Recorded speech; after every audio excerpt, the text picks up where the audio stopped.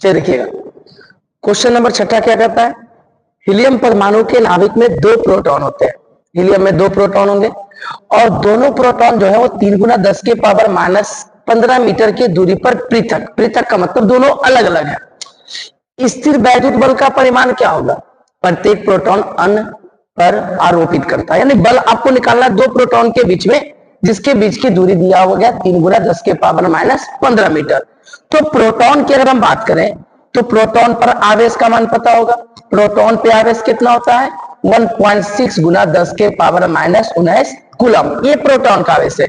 और ऐसे कितने प्रोटॉन को लिया गया है, 2 प्रोटॉन को, यानी पहला जो आवेश है वो कितना हो गया, पहला प्रोटॉन पर आवेश 1.6 गुना 10 के पावर -19 कूलम, और दूसरा प्रोटॉन का आवेश ले लो सेम 1.6 गुना 10 के पावर -19 कूलम।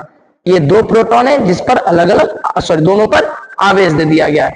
अब उसके बीच का दूरी दिया गया है, यानी आर की वैल्यू, आर कितना दिया बच्चों 3 गुना 10 के पावर -15 मीटर। तो आपको बल निकालना है, तो बल के फॉर्मूला को लगाइएगा, ए बराबर के इंटू Q1 इंटू Q2 बटा आर स्क्वायर। वैल्यू को पुट कर दीजिए आप लोग, के का वैल्यू कितना 9 गुना 10 के पावर 9, और पहला आवेश कितना बच्चों 1.6 गुना 10 के पावर -19, और दूसरा आवेश भी कितना बच्चों 1.6 गुना 10 के पावर -19, और बटा में दूरी का स्क्वायर, और दूरी कितना दिया हुआ है 3 गुना 10 के पावर -15, और दूरी का क्या कर दिया हमने स्क्वायर। चलिए सोल्व कीजिएगा।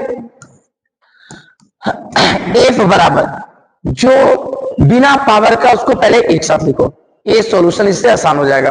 तो देखिएगा बिना पावर वाले कौन हो गए 9 1.6 1.6, तो 9 1.6 और 1.6। अब पावर वाले को सोल्व करो, ध्यान से बोलिएगा 9 -19 पावर को जोड़ो, -19 और -19 कितना हो गया -38 और +9 कितना हुआ -29, तो 10 के पावर -29।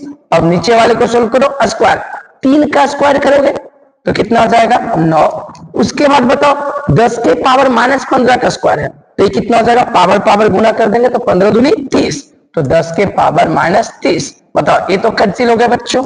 अब उसके बाद क्या बच गया 1.6 गुना 1.6 -30, ऊपर जाएगा तो +30 हो जाएगा, तो 30 में से 29 जाएगा, ये ऊपर गया तो +30, तो 30 में से 29 गया तो 10 के पावर 1, यानी केवल क्या बच गया 10। अब इसको सोल्व करोगे तो 1.6 है, और इसको लिख सकते हैं 16 बटा 10 लिख सकते हो, और गुना में 10, तो ये कैंसिल हो गया।